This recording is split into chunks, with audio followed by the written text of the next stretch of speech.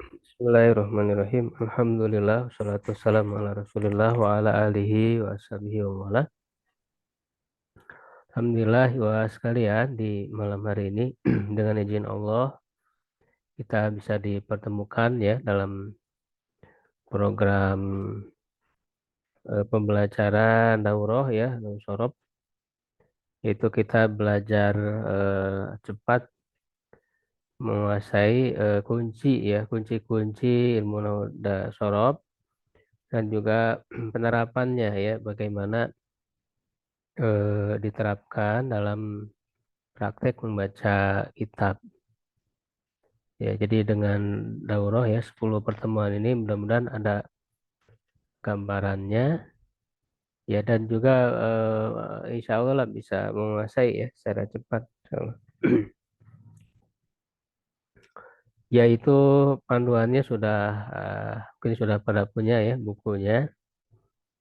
Teori kunci membaca dan menyerap dulu dan materinya pun sudah di-share ya. Jadi apa saja yang akan kita bahas di setiap pertemuannya. Di pertemuan pertama ini kita akan bahas yang paling dasar ya, yaitu mengenal kata dan kalimat dalam bahasa Arab. Ya, jadi seperti apa ya sebetulnya kata dan kalimat dalam bahasa Arab itu. Di sini saya sudah menyediakan slide-nya ya, insya Allah.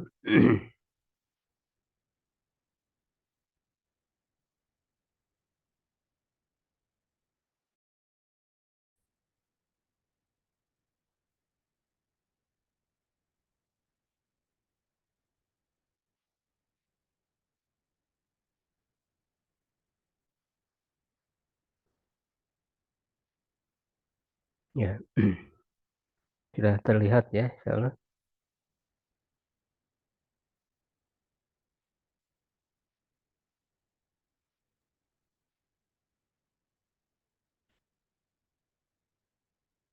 Di Daurah Nusorob, belajar cepat menguasai kunci ilmu Nusorob dan penerapannya dalam membaca kitab gundul. Ya, jadi inti sarinya ya, jadi kita mau ngambil inti sari dari Mulai Sorob ini dan kemudian bagaimana penerapannya. Ya, karena memang tujuan kita belajar teori ini ya bukan hanya sebatas teori ya, tapi untuk kita gunakan. Ya, kalau tidak kita gunakan menjadi tidak bermanfaat karena ilmu Sorob, ilmu bahasa Arab ini tentu adalah ilmu alat yang harus digunakan. Yang digunakan untuk apa ya? Di antaranya yang paling penting agar kita bisa membaca kitab gundul ya di mana itu merupakan sumber rujukan kita ya khususnya sebagai orang Islam yang memiliki sumber keilmuannya itu dari kitab para ulama ya.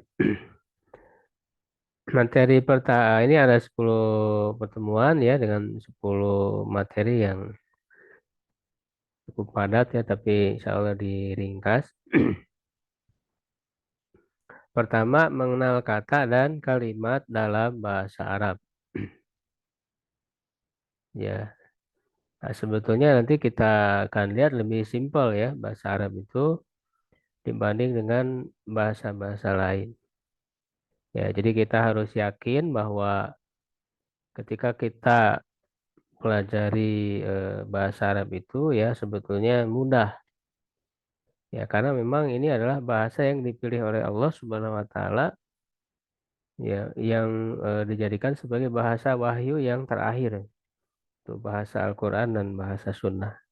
Sedangkan Allah sudah menjamin bahwa Al-Quran itu sudah Allah mudahkan. Ya, di dalam surat Al-Qamar kan Allah mengulang sampai 4 kali ya dalam 4 ayat ya. Walaqad yassarnal Qur'ana lidzikri fahal mim muddakir.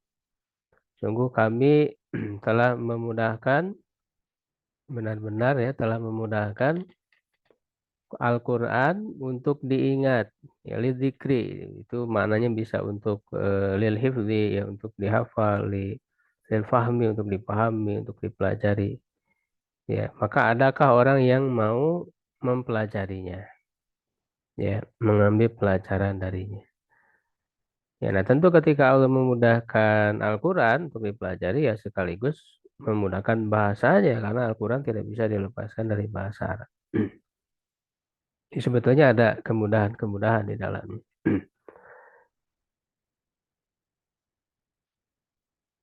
Ya, nah mengenal kata dan kalimat dalam bahasa Arab ya, jadi kita harus mengetahui dulu ya tersusunnya bahasa ya, bahasa Arab dan ini semua bahasa tentu pertama kali dia tersusun dari huruf-huruf ya sehingga setiap bahasa punya huruf-hurufnya tersendiri. Ya, bahkan ada huruf-huruf yang menjadi kekhususannya ya yang tidak ada di bahasa yang lain misalnya.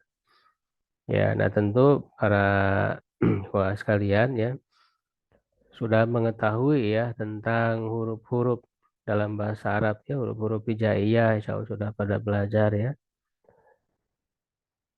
Nah, dari huruf itu kan kemudian disusun menjadi kata. Ya, dari kata disusun menjadi kalimat. Ya. Nah, jadi ini urutannya ya, susunannya. Ya, nah kalau kita lihat kan definisinya ya huruf itu adalah yang kalau dia disusun menjadi kata. Ya, al-harfu yaitu nanti kalau bisa sambil dibaca-baca ya, dipelajari di bukunya ya, al-harfu wa kalimat apa? eh Matarokaba minhul kalimah ya. Ma yatarokabu minhul kalimah. Yang kalau disusun maka dia menjadi kata. Nah, kata dalam bahasa Arab itu disebut kalimah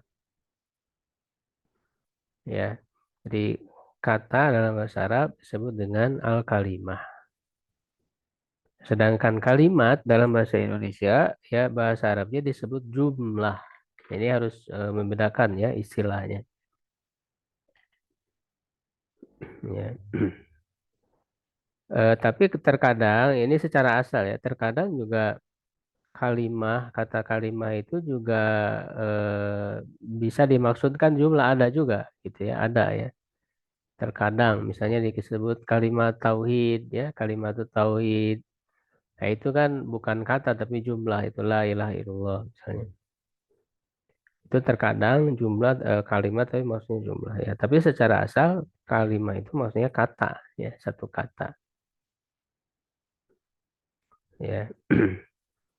Nah, misalnya ya huruf ya itu semua huruf hijaiyah ya. Misalnya di sini ada huruf H ya, za, alif, ba, ya, ta. Nah, ini kan huruf-huruf ya. Huruf-huruf ini kemudian disusun menjadi satu kata.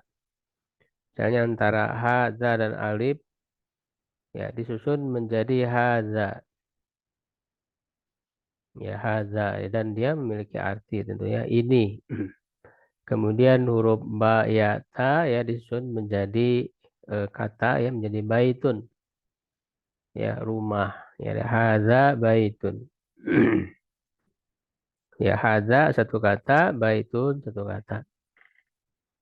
Nah, makanya kata itu didefinisikan lafzun lahu maknan. Ya, lafad yang memiliki arti. Ya, jadi kalau lafad yang tidak memiliki arti, dia tidak disebut al-kalimah. Ya, ya, jadi harus ada artinya syaratnya itu ya. Lafzun lahu maknan, lafad yang memiliki arti. Itu definisi dari al-kalimah. Nah, kemudian dari kata-kata ini disusun menjadi kalimat atau jumlah. Nah, nanti kita akan pelajari macam-macam dari kata ya atau al-kalimat. Ya, misalnya dari hada dan baitun disusun menjadi ya hada baitun. Ini disebutnya jumlah kalimat. Ya. Ya, nah, kemudian setelah itu kita akan pelajari macam-macam al-kalimat atau kata dan jumlah. Ya, kalau huruf kan apa namanya, tentu tidak menjadi bahasan utama ya. Ya, karena dia ada hanya menjadi penyusun ya bagi kata-kata dan kalimat. Nah, dalam bahasa Arab itu sangat simpel ya sebetulnya, sangat simpel ya kalimat atau kata ya itu hanya ada tiga macam. Ya hanya ada tiga macam ya, yaitu isim, fiil, dan huruf. Ya. Nah, sedangkan jumlah kalimat juga hanya ada dua macam. Ini sangat simpel sekali. Ya, jadi jumlah ismiyah dan jumlah fi'liyah. Ya, jadi sebetulnya sangat simpel. Ya, jadi kata atau al-kalimah yaitu ada tiga, ya, sim, fi'il, huruf. Jumlah hanya ada dua, ya, jumlah ismiyah dan jumlah fi'liyah. Ya, nah ini pembagiannya ya, pembagian kata dan tandanya. Nah, kata dalam bahasa itu hanya ada tiga saja ya, yaitu al-ismu, al-fi'lu, dan al-harfu. Ya, al-ismu itu mudahnya kata benda atau menunjukkan orang ya, karena al-ismu sendiri artinya nama ya.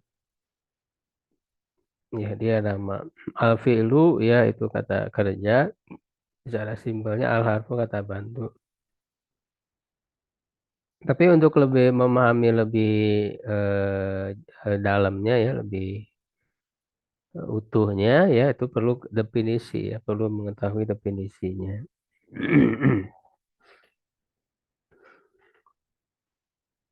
Ya, nah definisinya misalnya al-ismu itu kalimatun ya dalat ala maknan fi nafsiha ya waktu rinat apa walam tuktaron bizamanin. Jadi isim itu adalah kata ya, karena dia kan termasuk bagian dari kata ya. Kata yang menunjukkan makna ya, tadi ya. Jadi semua macam ini kan semuanya menunjukkan makna ya. Tapi apa yang membedakan dengan yang lain ya? Fi nafsiha, yani memberikan maknanya itu pada dirinya sendiri. Ya, ya artinya ketika disebutkan kata tersebut sudah tergambar di pikiran.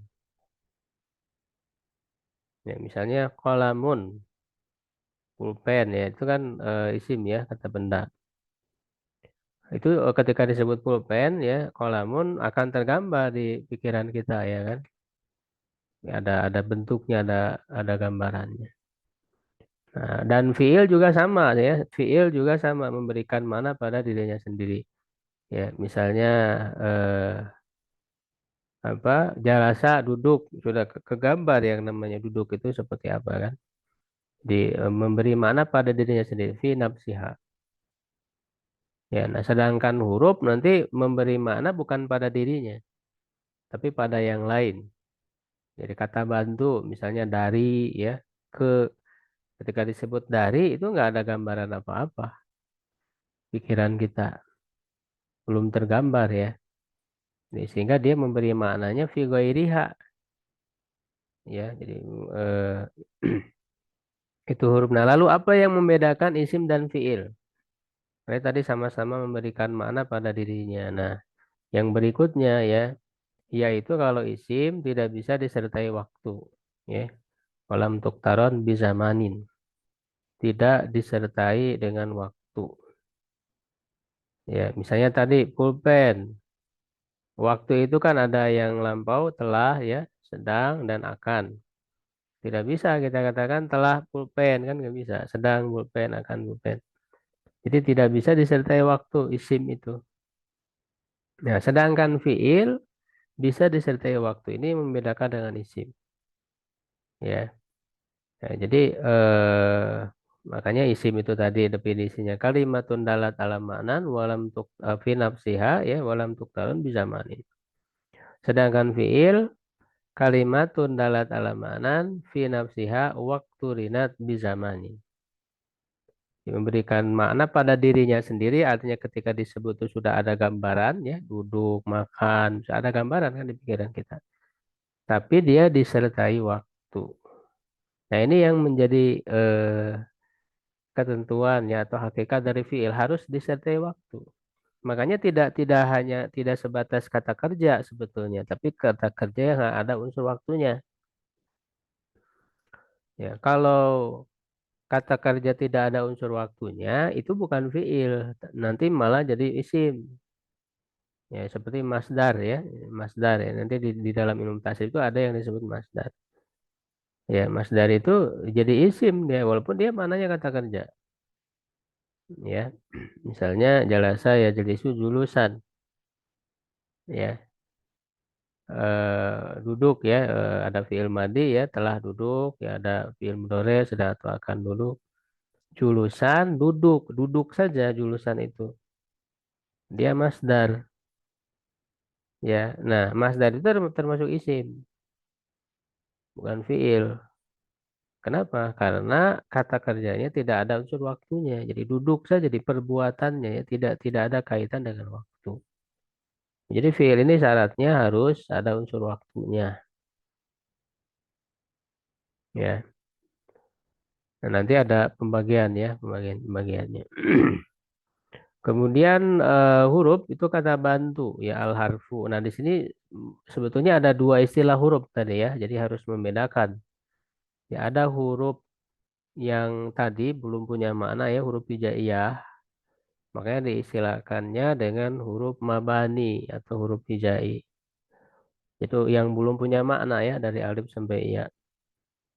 Nah, sedangkan huruf di sini al harfu di sini maksudnya adalah kata bantu dalam bahasa kita. Ya, kata bantu dan dia termasuk kalimat kata ya artinya yang sudah punya makna kan. Ya, disebutnya huruf ma'ani ya, yang sudah punya makna. Ya, bahkan bisa jadi ya satu huruf. Misalnya bi dengan ya li untuk min dari gitu kan. Ka seperti ya ila gitu kan. Ke ala di atas. Itu namanya al harfu. Kita bantu. Nah definisinya kan tadi. Ya dia tidak bisa dipahami ya dari dirinya sendiri. Itu belum ada gambaran di pikiran. Untuk nggak ada gambarannya di pikiran kita. Ya, ya, kalau dia bisa ada gambaran kalau dihubungkan dengan yang lain. Ya, makanya kan didefinisikan ma la yufhamu ma'naha illa ma'a ghairiha. Yang tidak bisa dipahami maknanya ya kecuali bersama yang lain. Seperti tadi dari ya dari rumah, nah baru ada gambarannya. Ya, atau dalam istilah lain kalimatun dalat ala ma'nan fi ghairiha. Kata yang menunjukkan makna pada yang lainnya, ya, bukan dari dirinya sendiri. Itu huruf. Ya. Nah, tentu dari tiga macam ini nanti ada bagian pembagiannya yang harus diketahui ya, sehingga kita bisa mengenal secara apa namanya utuh ya isim ya. Jadi nanti dari tiga pembagian ini setiap kita membaca ya teks bahasa Arab itu harus bisa menentukan ya mana isim, mana fiil, mana huruf. Ya itu apa namanya yang harus dicapai ya. Nah, bagaimana kita bisa menentukan suatu kata itu apakah isim, fiil, huruf? Itu dengan tiga cara ya. Sebenarnya sudah saya tulis di bukunya ya. Kalau yang sudah sambil dibaca, insya Allah nyambung dengan pembahasan kita. Ya, jadi yang pertama dilihat dari segi makna ya. Dari segi makna bahwa isim itu menunjukkan kata benda, menunjukkan orang, itu kan. Sedangkan fiil menunjukkan kata kerja ya, tapi yang ada unsur waktunya. Sedangkan huruf menunjukkan kata bantu tadi ya. Jadi dilihat secara maknanya. Ya, kemudian yang kedua ada tanda-tandanya. Nah, ini tanda-tanda ini untuk membantu ya mengenal ya pakai isim fiil atau huruf. Ya, dan yang ketiga ya nanti tidak cukup ya hanya dengan maknanya, hanya dengan tandanya ya, tapi juga harus mengetahui pembagian ya. Jadi macam-macam isim itu apa saja. Ya, karena kalau tidak tahu macam-macam nanti sulit. akan menentukan. Makanya harus dipelajari ya nanti apa saja macam-macam isim, fiil, dan huruf. Nah, ini di dalam pembelajaran kita akan secara cepat ya menguasai ya apa saja macam-macam isim, fiil, dan huruf. Nah, di sini hanya ada dua tanda ya, tanda isim dan tanda fiil. Karena huruf itu tidak ada tanda khusus.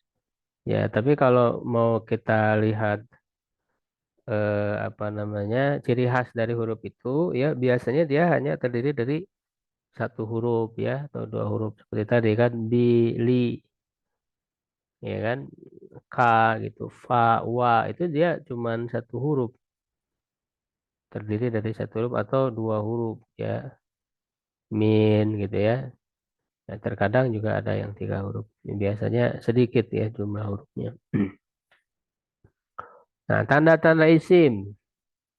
Pertama berakhiran kasroh. Itu contohnya bisa dilihat di buku ya. Berakhiran kasroh ya. Kenapa? Karena fiil tidak ada yang berakhiran kasroh. Sehingga dia atau juga jar ya istilahnya itu jar.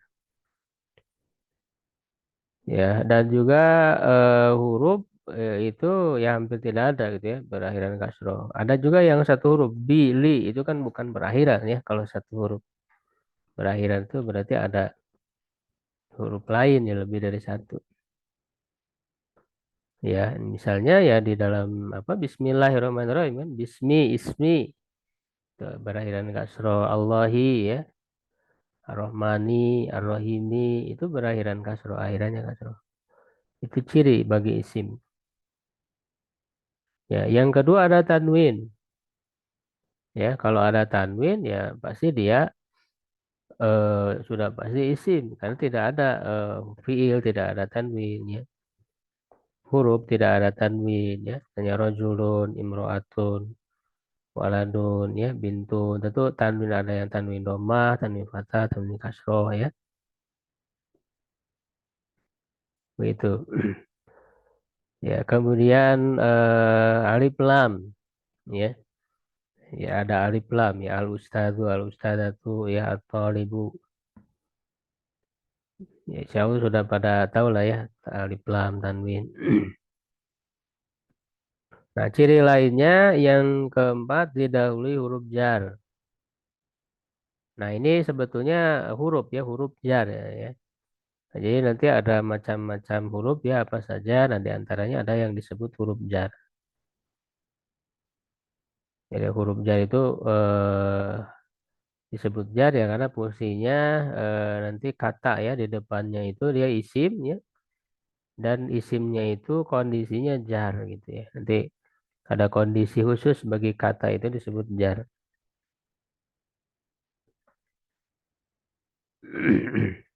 Nah, apa saja huruf jar? Ya, ini perlu dihafal. Ya, min ila an ala fi ruba ya ba kaf lam. Ya, barangkali ada yang sudah hafal di sini huruf jar kepada hafal. Ya Ustaz, Halo ya. Apa saja coba sebutkan? ini ialah ala, ila, Ya. Fi ruba ya ba kaf lam.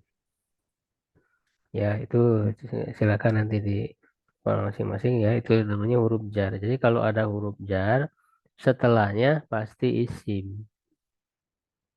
Sudah pasti itu ya. Di sini contohnya misalnya minan nasi. Nah, nasinya udah pasti isim. Bahkan di sini kan bergabung ya antara beberapa tanda. Ya, dia an-nasi, misalnya tandanya sebelumnya ada huruf min, huruf jar. Ya, kemudian ada alif lam berakhiran kasroh gitu ya. Itu kadang berkumpul beberapa tanda. Karena memang jar itu tadi salah satu kondisinya memang harus kasroh. Jadi kasroh itu tanda bagi jar, bagi kondisi jar. Jadi an-nasi itu sebenarnya jar ya, kasroh. Karena memang ada huruf jar sebelumnya. Ilasuki ya ke pasar ya anin nabi dari nabi alal maktabi di atas meja. Ya, fil baiti di rumah ya, al baitinya yang isim. Rubba rajulin karimin betapa banyak atau betapa sedikit lelaki yang mulia. Bil kolami dengan pulpen ya, bil mirsami ya, kal asadi seperti singa, kal komari seperti bulan, lillahi untuk Allah, li Rasulillah untuk Rasulullah. Ya, itu yang keempat didahului oleh huruf jar. Yang kelima didahului huruf nida panggilan. Ya, ini yang kelima ya. Misalnya ya Muhammad, karena sesuatu yang dipanggil itu pasti isim, karena fiil nggak mungkin dipanggil, ya kan? Gitu. Wahai duduk kan tidak dipanggil gitu ya. Huruf juga tidak, yang dipanggil itu pasti isim. Ya Muhammad, ya Muhammad itu isim. Ya, nah walaupun tidak ada ciri sebelumnya ya, kayak Muhammadu misalnya. Itu kan tidak ada ya ciri sebelumnya, tidak berakhiran kasroh, tidak ada tanwin, tidak ada alif lam, ya, tidak oleh huruf jar, ya, tapi didahului huruf nida, ya Muhammadu, begitu ya. Nah, prinsipnya sebetulnya kalau ada cirinya itu sudah pasti isim, gitu. Kalau ada ciri isim sudah pasti isim. Tapi kalau tidak ada ciri, sebetulnya belum tentu juga, belum tentu bukan isim. Jadi cirinya hanya untuk membantu, memudahkan untuk mengidentifikasi ya. Ya, tapi kalau misalnya tidak ada cirinya, belum tentu bukan isim. Tidak berakhir kasroh, misalnya, ya. Tidak tanwin, tidak alif lam, tidak ada huruf jar, ya, tidak ada huruf nida, ya. Ya, misalnya hadza baitullahi, baitu itu tidak ada cirinya, gitu ya. Tapi dia isim, gitu. Kenapa? Ya karena mudhof, ya nanti dibahas. Ya, ada yang disebut mudhof, dia tidak ada alif lam, tidak ada tanwin. Kemudian tanda fiil ya, tanda fiil juga ini hampir apa, tidak selalu ada ya, tapi ini hanya untuk membantu memudahkan. Pertama didahului oleh huruf kod, kodnya sendiri huruf ya, gitu. Misalnya kod komatis sholah, berarti komat, kata komatnya itu fiil karena sebelumnya kod didahului oleh kod. Ya, kod ini ada tiga kan, maknanya bisa untuk maknanya sungguh ya, ditahkik ya atau taukid ya. Qad dhahabtu, sungguh aku telah pergi misalnya. Ada untuk maknanya kadang-kadang. Ya, biasanya ke fi'il mudhari ya. Itu qad adhabu, kadang aku pergi. Bisa juga yang ketiga maknanya untuk takrib, menunjukkan dekat waktunya. Seperti contoh ini sebetulnya ya. Contoh qad qamati sholah ini li takrib, menunjukkan waktunya dekat ya. Jadi hampir atau telah dekat waktu berdirinya sholat. Ya kan belum sholat kan, orang komat tuh baru mau, jadi udah dekat waktu sholat. Itu ditakrim makna kodnya itu ya. Kemudian dihulai oleh huruf sin, sa. Saya dhabu ya akan pergi, ya akan pulang, saya yarjiu. Berarti ya dhabu dan yarjiunya itu fiil, sedangkan sa-nya huruf. Lalu saufa ya, setelah saufa ya saufa ta'lamuna misalnya. Lalu yang keempat diakhiri huruf ta ta'nis sakinah, bersukun untuk mu'annas. Jadi huruf ta sukun di akhirnya kolat ini untuk menunjukkan mu'anas ya, bentuk mu'anas perempuan. Misalnya kolat. Nah, kalau kola itu untuk laki-laki, telah berkata laki-laki. Untuk perempuannya tinggal ditambah tak sukun kolat. Nah, ini juga ciri ya, berarti kalau ada tak sukun di akhirnya dia fiil. Ya, dahaba untuk laki-laki telah pergi ya, tapi untuk perempuan dahabat ya dia seorang perempuan telah pergi. Ya, jadi itu ciri-cirinya. Ya, jadi prinsipnya sekali lagi kalau ada ciri itu sudah dipastikan ya. Kalau ada ciri isim dia isim, ciri fiil dia fiil. Tapi kalau tidak ada ciri belum tentu bukan isim, bukan fiil. Makanya tadi yang ketiga harus dilengkapi dengan mengetahui pembagian masing-masing. Pembagian isim, apa saja pembagian fiil. Sehingga kita bisa mengenal lebih apa banyak ya tentang isim fiil huruf ini.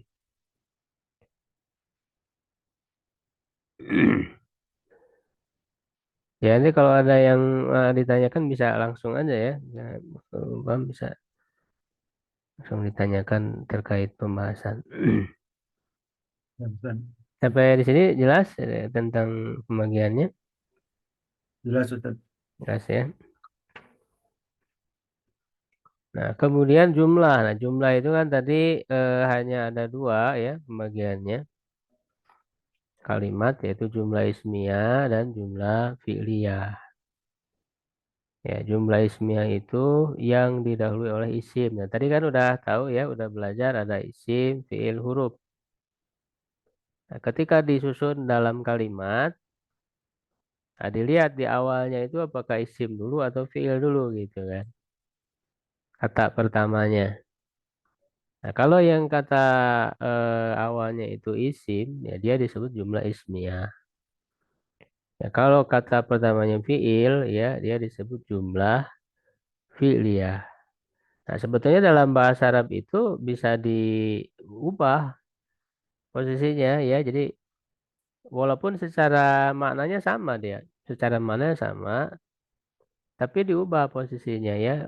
Kadang isimnya yang didahulukan, kadang fi'ilnya didahulukan. Seperti contoh di sini, misalnya Ahmadu Maridun, Ahmad sakit. Ahmad itu kan isim, nama orang ya kan. Pokoknya yang kalau menunjukkan nama itu isim. Maridun sakit. Nah, karena dia di awalnya adalah isim, disebutlah jumlah ismiyah. Nah, kalau jumlah filia awalnya fi'il. Nah, ini sebetulnya tinggal dibalik. Ya, maridun itu isim ya karena ada tanwin, tapi dia kan ada bentuk fiilnya, itu marido. Nah, marido itu bentuk fiil, fiil madi ya, telah sakit.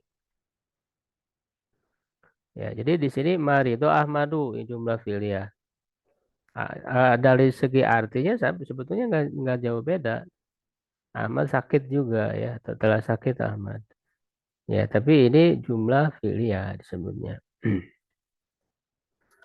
Kemudian contoh lain al-waladu yaqra'ul Qur'ana.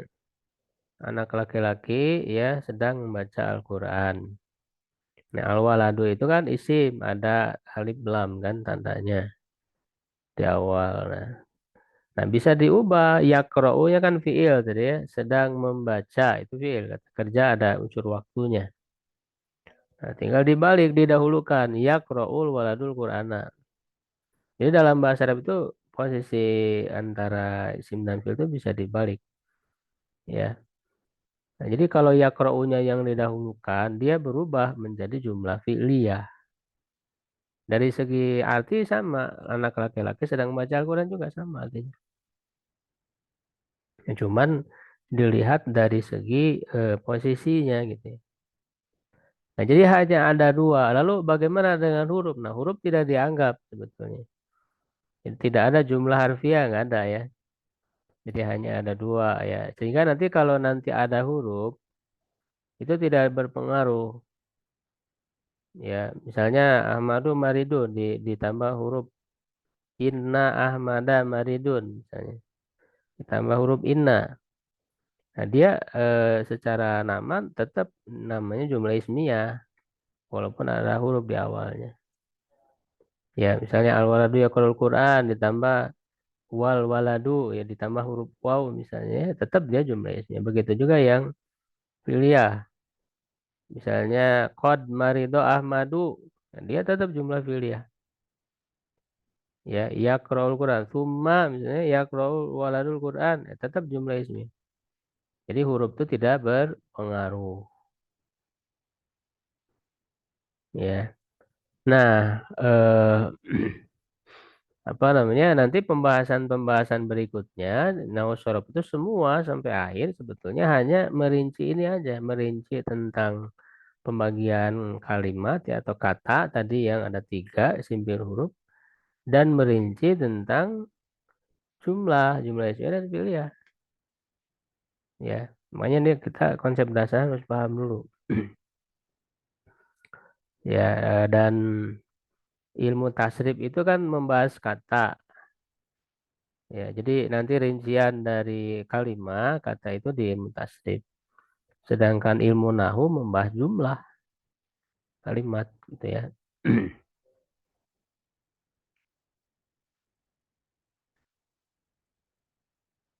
Ya, dan apa yang dibahas di ilmu tasrif itu sebetulnya hanya isim dan fiil gitu, huruf tidak dibahas dalam ilmu tasrif. Makanya untuk apa namanya bisa ya orang bisa membaca Arab Gundul ya. Dasarnya kan minimal ada tiga ilmu ya, ada tiga ilmu, ilmu mufrodat, kosakata, ilmu tasrif dan ilmu nahu secara dasar. Selebihnya kan ada ilmu balago misalnya. Kalau itu kan untuk lebih pendalaman sebetulnya. Ya, jadi mengetahui kosakata, mufrodat ya isim, fiil, huruf. Ya itu mufrodat. Nah ada ilmu tasrif. Nah ilmu tasrif itu tidak semua kata dibahas. Jadi dia hanya membahas kata tertentu yaitu mustaq ya yang punya pecahan. Ya, yang punya turunan begitu ya. Ya, kayak misalnya tadi kan ada jalasa ya jelisu julusannya ada perubahan-perubahan ya dari jalasa menjadi ya jelisu julusan jalisun majlusun itu disebutnya kata mustaq ya itu baru dibahas dalam tasrif ya sedangkan yang tidak mustaq atau jamid ya itu tidak dibahas dalam tasrif makanya yang dibahas dalam tasrif itu adalah isim dan fiil saja jadi isim dan fiil yang mustaq ya kalau yang jamid tidak ya. Nah, sedangkan ilmu nahu nanti membahas ini jumlah ya. Jadi awal sampai itu merinci. Nah, ya, misalnya jumlah ismiyah. Jumlah ismiyah itu unsurnya apa saja? Ya, itu dibahas dalam ilmu nahu. Ya, jumlah ismiyah itu apa namanya unsurnya minimal ya. Yang pokok ya ada mubtada khobar. Ahmadu misalnya mubtada, Maridun khobar. Ya, atau dimasukin nawasi. Ada inna wa huwa dan kana wa huwa tuha. Jadi inna wa huwa tuha. Inna adalah saudara-saudari inna ahmada maridun. Ya atau kana Ahmadu Maridon dan saudari-saudarinya ya cuman itu aja sebetulnya tiga ya. Yang inti itu tiga jumlah ismnya jumlah fi'liyah ya apa saja unsurnya ada fi'il maklum yang diikuti fa'il fi'il majul begitu naibul fa'il ya itu aja sebetulnya yang inti yang pokoknya itu Marido Ahmadu ya Marido kan fi'il maklum fi'il madi maklum Ahmadunya fa'il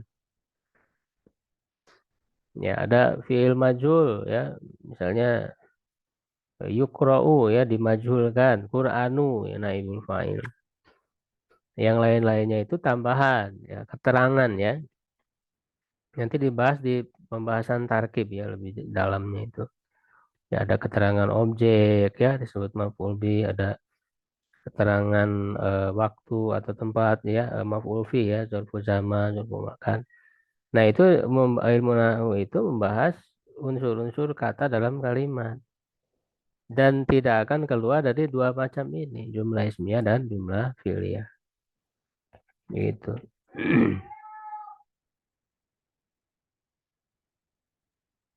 Jadi diawali isim itu Ustaz ya, walaupun misalnya setelah itu dua, tiga kata ke sana tetap disebut jumlah ismiyah dia ya. Iya, betul.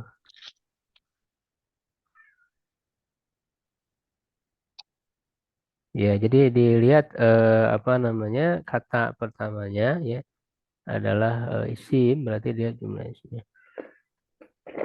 Tapi memang harus dilihat aslinya, kalimat asli. Dalam arti Kalimat asli awalnya asal, itu Ustaz ya. asal ya. Maksudnya karena bisa jadi ada yang didahulukan, kemudian ada yang diakhirkan. Kadang kan seperti itu. tapi dilihat kalimat asalnya.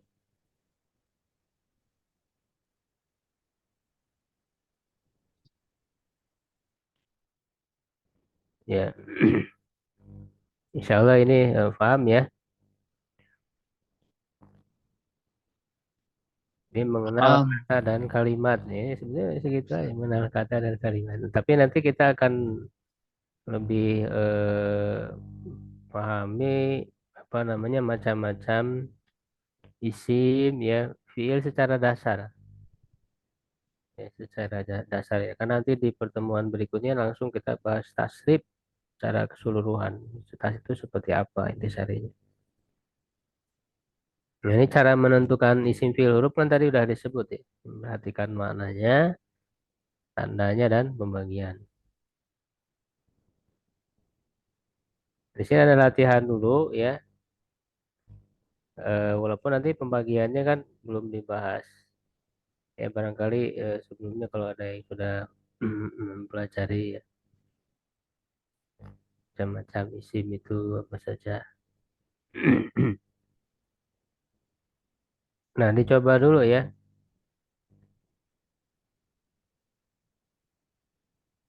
Nah, coba yang pertama Aliun Maridun. Ali sakit. Ada yang mau mencoba? Siapa? Nomor satu. Saya Ustaz. Ya, silakan. Pak Ujang. Ya, tentukan apakah isim fi'il atau huruf. Aliun. Aliyun isim, Maridun. isim juga Ya, tandanya apa? Gitu. tanwin. Ya, gitu ya. Nomor dua siapa? Silakan nomor dua atau disebut saja namanya ya. Pak Hairudin ada silakan. Ya ada. Siap. Silakan. Ahmadu ya jadi soal kursi. Hamadu isim yusuf Sim ya. fiil ala harpun kursi isim. Tandanya apa? Untuk Ahmadu kan nama ya, udah Nama pasti itu orang ya. isimnya. Ya, jadi su ada huruf iya-nya ya di belmudore ya. Ya, Isu. Ala harpun al kursi isim yang ada alif lam. ya. Dari pelam. Ya. Tapi tadi ya tidak semua harus ada tanda yang tadi ya. Itu ya jadi su. Itu kan bisa dilihat dari segi makna. Ya jadi su sedang duduk. Hmm, Ya duduk ya. menunjukkan kata Kata kerja. kerja yang disertai waktu ya. Ala kan kata bantu ya. Di atas ya dia huruf. Yang termasuk huruf jar tadi kan. Nomor tiga Ya, ya. Silakan Syahrul. سيقول السفهاء من الناس سيقول fi'il Itu ada dua, ada sa karena dan ada huruf yakulu. sa sayaqulu sa huruf Sa-nya kan huruf ya, yakulu. yaqulu fi'il Tandanya apa?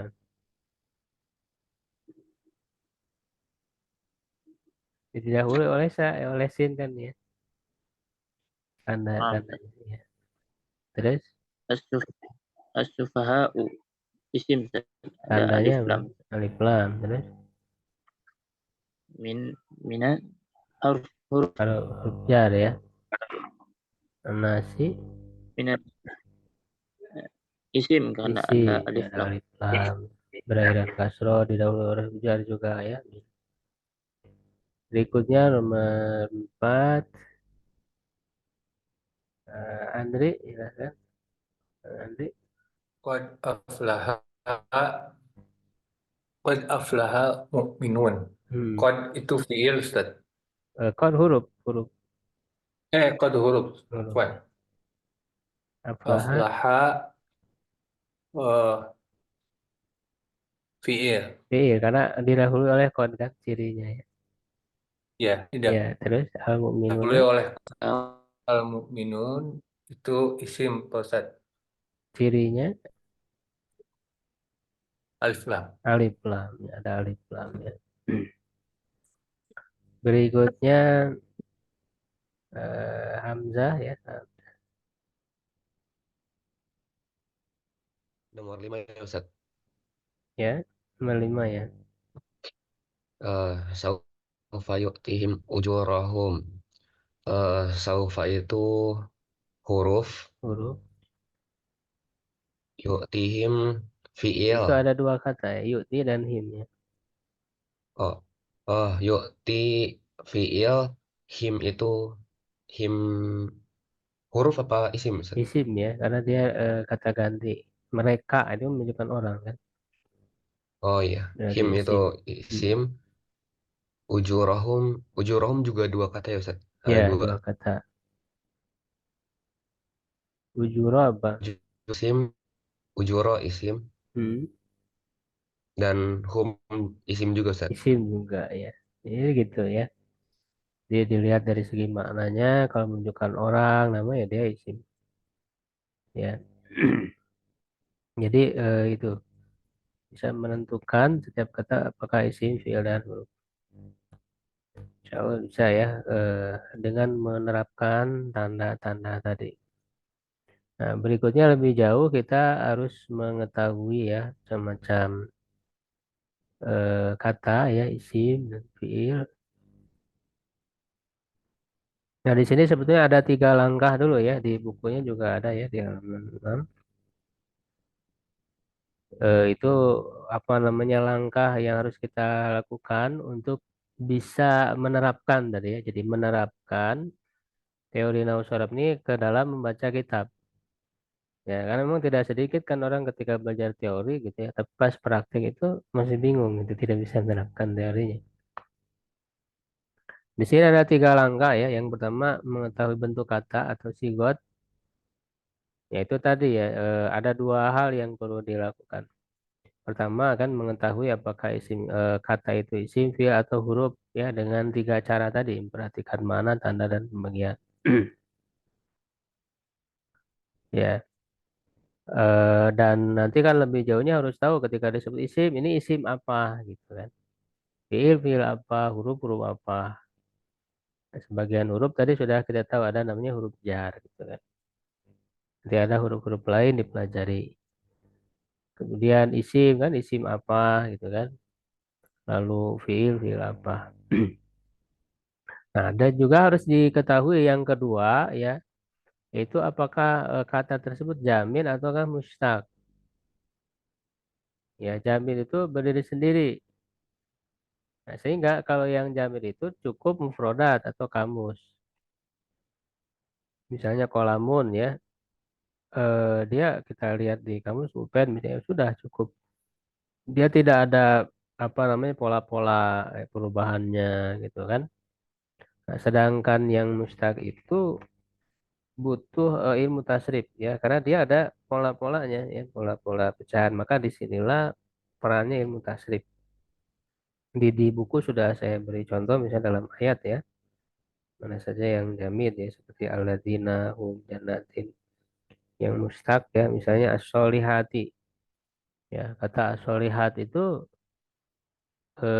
bagaimana polanya gitu akar katanya apa gitu kan solihat itu berarti kan bentuk isim fa'il ya misalnya dari solaha ya seluhu fiilnya itu solahan ya solihun ya lalu dia untuk jama muannas solihat ya nah itu jadi kita bisa menelusuri perubahan-perubahannya ya nah, itulah ilmu tasrif perannya di situ.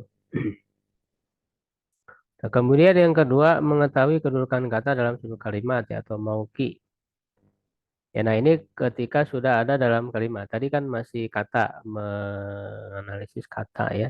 Lalu sekarang menjadi kalimat, sudah disusun dalam kalimat.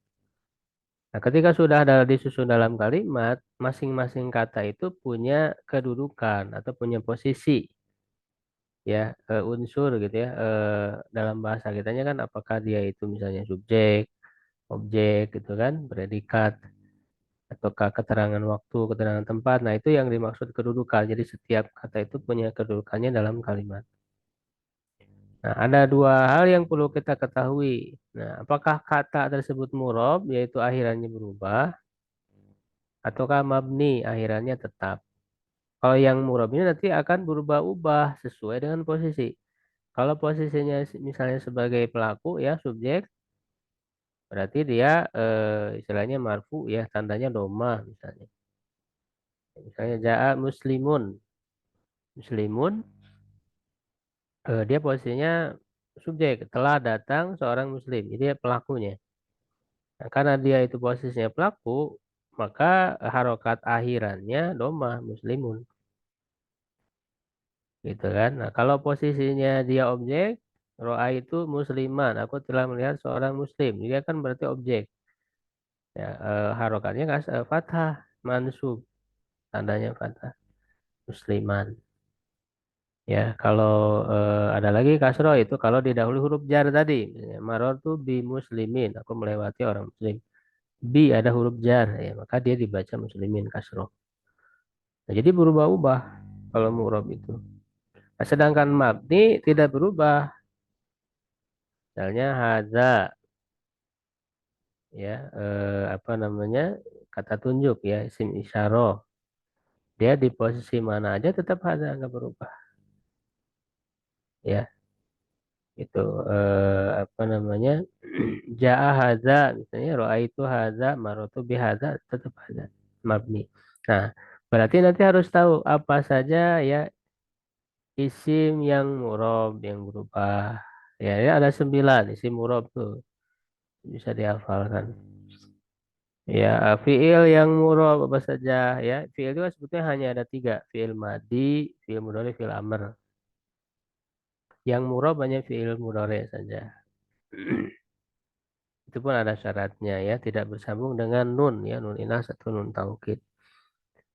Nah, selainnya mabni, apa fiil itu? Fiil madi, fiil amr ya. Lalu fiil mudhari yang bersambung dengan nun inas dan nun taukid termasuk mabni. Dan isim juga ada yang mabni. Itu sudah saya cukup lengkap ya, saya sebutkan di buku ya, itu ada 6 dengan ada tambahan-tambahannya. Isim-isim yang mabni. Nah, adapun huruf semuanya mabni, huruf itu tidak ada yang huruf. Ya, nah baru setelah kita mengetahui kata ini apakah huruf atau mabni, ya kita cari tahu kedudukannya apa. Tadi ya, apakah misalnya kedudukannya subjek, apakah objek ya, subjek disebut fa'il, objek disebut maf'ul bih, gitu kan? Ya, atau ada juga yang tidak punya kedudukan, seperti huruf itu nggak punya kedudukan, huruf itu tidak bisa huruf jadi fa'il gitu, jadi maf'ul bih nggak bisa, ya kan? Jadi cari tahu apa kedudukannya setiap kata itu, dan tentu dengan memperhatikan arti juga gitu kan. Jadi makanya orang bisa baca Arab Gundul itu harus tahu artinya, arti kalimat yang dibaca. Kalau tidak tahu artinya nggak akan bisa menentukan apakah fa'il maupun bi gitu. Itu harus tahu artinya dulu. Masing-masing kata ini apa artinya, terus apakah dia cocok jadi pelaku ataukah cocok jadi objek gitu. Baru bisa menentukan posisi sehingga dia bisa membaca Arab Gundul, tes Arab Gundul itu. Baru yang ketiga menerjemahkan dengan benar ya, itu dengan menggabungkan 3 ilmu tadi ya, mufrodat, tasrif dan nahu. Ya, jadi yang langkah kedua ini diatasi dengan ilmu nahu. Ya, angka yang karena ilmu nahu tadi membahas kalimat apa jumlah ya. Dan juga ada prinsip penerjemahan. Itu ada di buku saya ya, prinsip penerjemahan yang harus diperhatikan. Seperti memperhatikan struktur bahasa terjemahan gitu kan. Jadi enggak selalu menerjemahkan itu sesuai posisi katanya.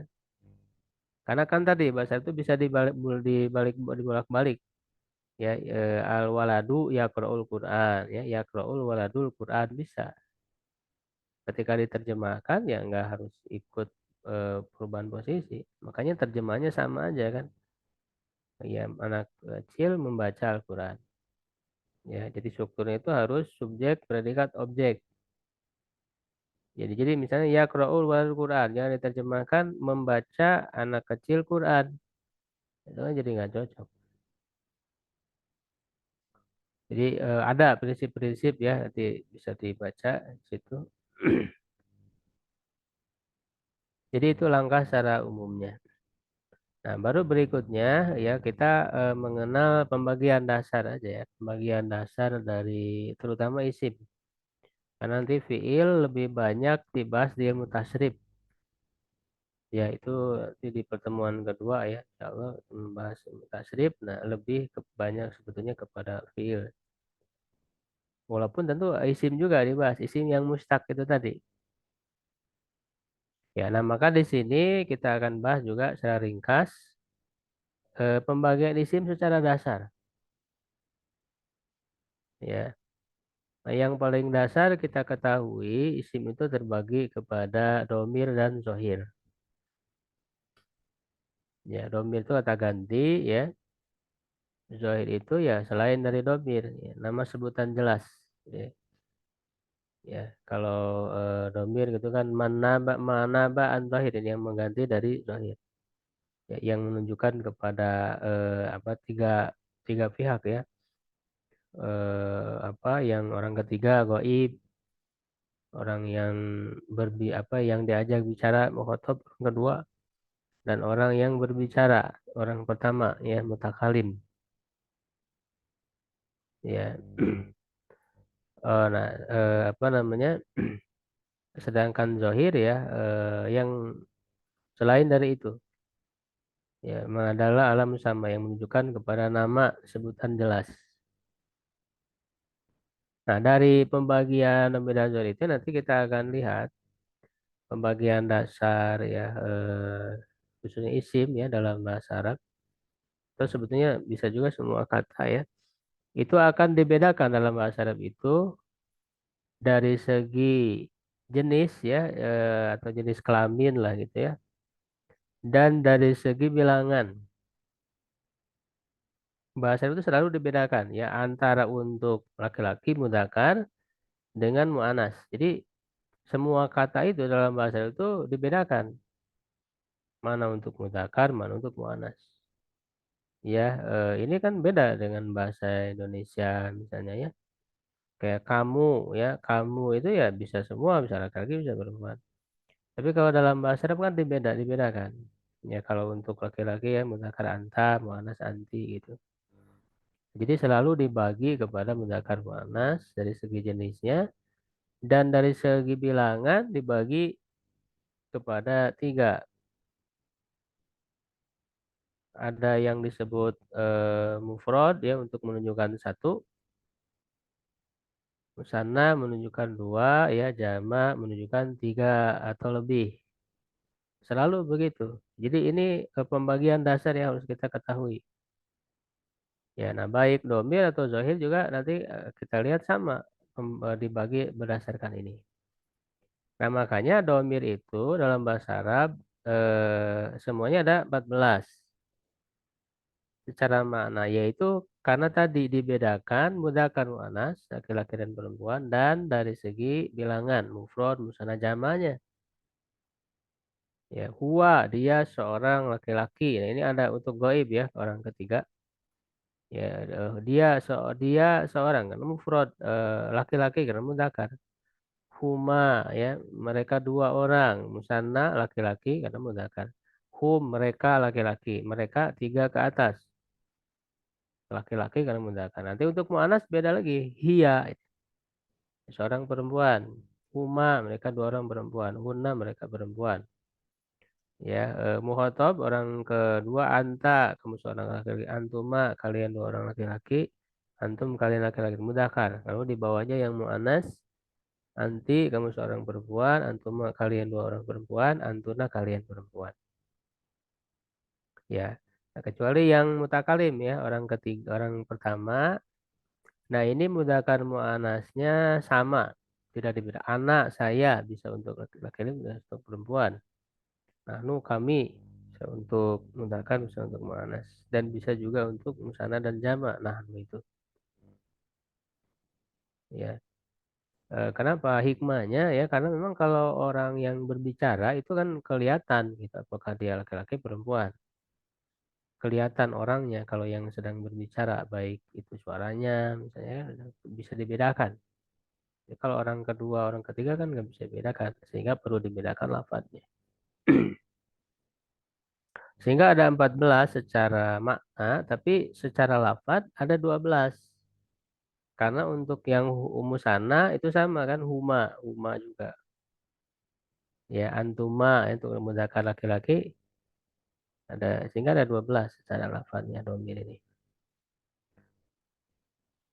Ya, walaupun nanti ada pembagiannya ya, domir ini dilihat dari segi posisinya ya. Di sini ada pembagian domir berdasarkan apakah bersambung atau terpisah ya, bersambung dengan kata yang lain atau kata terpisah. Terpisah disebut munfasil, bersambung disebut mutasil. Kalau yang bersambung apakah dengan isim, dengan fi'il atau dengan huruf kan begitu. Ya, kemudian dari segi kedudukan tadi apakah rofa ya biasanya sebagai subjek, apakah nasab biasanya sebagai objek atau terletak setelah huruf nasab. Ya, apakah jar posisinya itu terletak setelah isim atau huruf jar.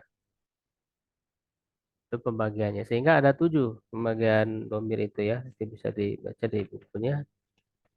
Disebutkan semuanya ya. Ada 7 pembagian domir. Dan juga nanti ada perubahan ya dari bentuk aslinya. Kalau tadi kan huwa humahum gitu ya. Nanti ketika bersambung, kalau yang itu kan munfasil ya. Kalau bersambung nanti ada perubahan. Kayak huwa jadi hu gitu kan. Huma tetap huma ya. Hum gitu. Kemudian nanti hiya jadi ha ya. Anta jadi ka. Itu mah jadi kum. Ada berubah, ada perubahannya. Bisa dilihat di buku ya, dibaca ya bagaimana perubahannya. Kemudian juga dari posisi tadi, sehingga seperti ini pembagiannya, apa bagannya ya di buku juga ada. Ya itu tentang domir ya. Kemudian yang zohir, nah, yang zohir juga sama, dibedakan antara untuk mudzakkar muannats, mufrad, musanna, jamak. Nah, dari segi makna itu yang zohir itu bisa kita kelompokkan ya. Ada yang termasuk al-alam, nama ya. Nama diri, al-jinsu, nama jenis atau benda. Al-makna yang abstrak ya. Dan yang mustaq. Jadi secara makna dibagi 4. Yang nama misalnya. Nah, ini juga kan ada untuk nama untuk mudzakkar. Misalnya Muhammad ya. Itu kan mudzakkar. Ya, nah juga bisa dibagi ya, ada bentuk mufrad. Jadi Muhammadun, Muhammad itu sudah menunjukkan satu orang Muhammad. Nah, untuk membuat musananya ya, maka ada caranya. Ditambah alif nun atau ya nun. Muhammadani atau Muhammadaini. Ya, lalu untuk jamaknya ditambah waw nun atau ya nun. Muhammaduna atau Muhammadina. Cuman sebelum ya-nya kasroh ya. Kalau untuk musana sebelum ya-nya tadi fathah. Ya, kemudian ada nama mu'anas, misalnya Fatimah, juga sama. Fatimah itu berarti satu Fatimah.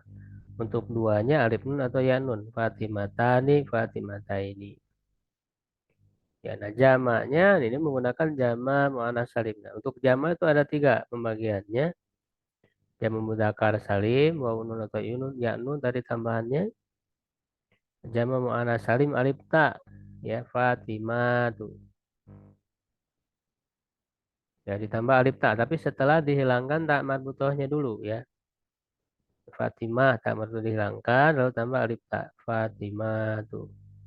Itu menunjukkan banyak coba. Ya, lalu kemudian al-jinsu nama jenis atau benda. Misalnya kolamun, satu pulpen. Untuk duanya kolamani atau kolamaini. Untuk banyaknya aklamu. Nah, ini jamak taksir yang ketiga. Kalau jamak taksir itu berubah dari bentuk mufrad. Ada tambahan huruf atau pengurangan gitu ya, jadi berubah. Tapi huruf dasarnya sama, kolamun itu huruf qaf lam mimnya ada ya, cuma ada penambahan aklamun, ada penambahan hamzah alif. Jadi sebenarnya jamak taksir. Nah, jamak taksir ini tidak ada pola khusus, dia beda-beda. Sehingga kita harus hafal gitu ya jamak taksir. Kolamun, aklamun, kitabun, kutubun, kursiun, karosi, misalnya maktabun, makatib, baitun, buyutun, asadun, usudun dan sebagainya itu harus hafal. Ada beda-beda polanya. Yang mu'anas kurosatun, kurosatane atau kurosataini, kurosatun. Nah, ini juga pakai alif ta. Ya, tapi yang untuk benda ada yang pakai jamak mu'anas salim, alif ta, ada juga yang masuk ke jamak taksir ada. Ya, misalnya hakibatun jamaknya haqaib.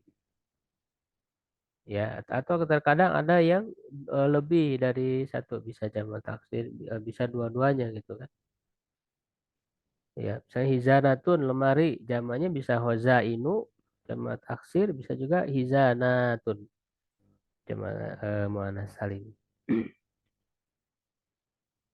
Ya, jadi ini pembagian dasar dalam isim yang harus kita ketahui bahwa semua kata itu akan terbagi ke sini.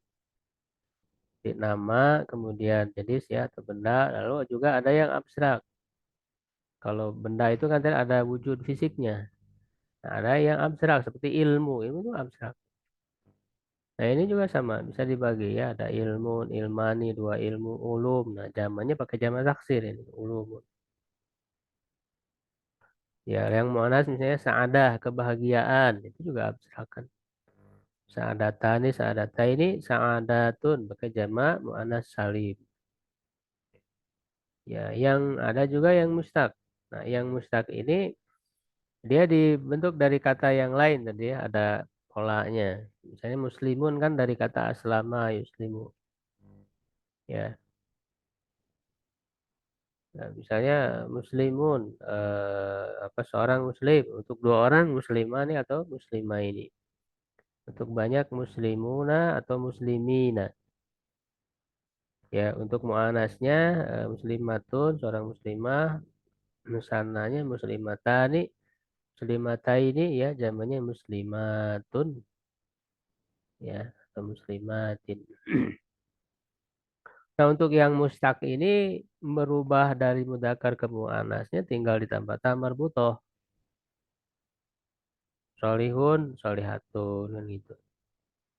Ya, kafirun, kafiratun, jalisun, jalisatun dan sebagainya. Ini yang mustaq karena memang dia bisa diubah bentuknya. Ya. Kalau yang makna tadi ya atau abstrak itu sebetulnya kategorinya dia apa namanya jamid ya. Masdar yang tiga huruf yang asli itu kategorinya jamid. Kemudian benda ya juga kan banyaknya kan jamid. Kolamun gitu ya, tidak ada pecahannya. Ya. Nah, yang mustaq ini nanti yang akan dibahas dalam ilmu tasrif ya. Nah, sehingga ini bagannya tadi ya pembagian isim ya secara dasarnya seperti itu. Dari segi jenis dan dari segi jumlah ya.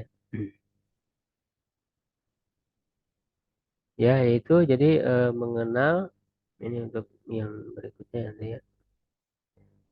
Secara dasar ya pembagian kata dan kalimat dalam bahasa Arab. Sampai di situ mungkin ada yang ditanyakan, silakan.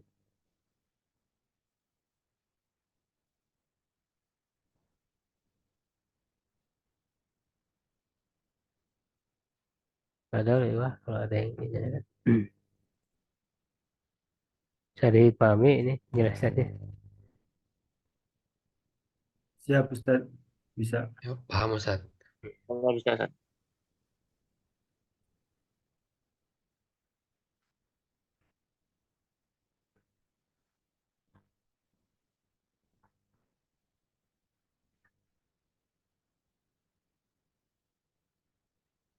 Ya, tinggal nanti sambil dibaca aja ya bukunya supaya lebih ada rincian-rincian lain yang perlu diketahui ya.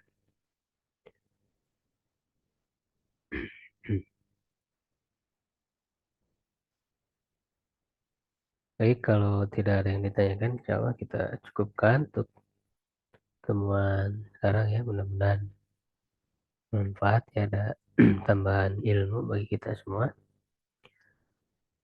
Syukron ya ala itimamikum. Qulu qouli hadza astagfirullah li wa lakum. Assalamualaikum warahmatullahi wabarakatuh. Waalaikumsalam. Waalaikumsalam warahmatullahi wabarakatuh.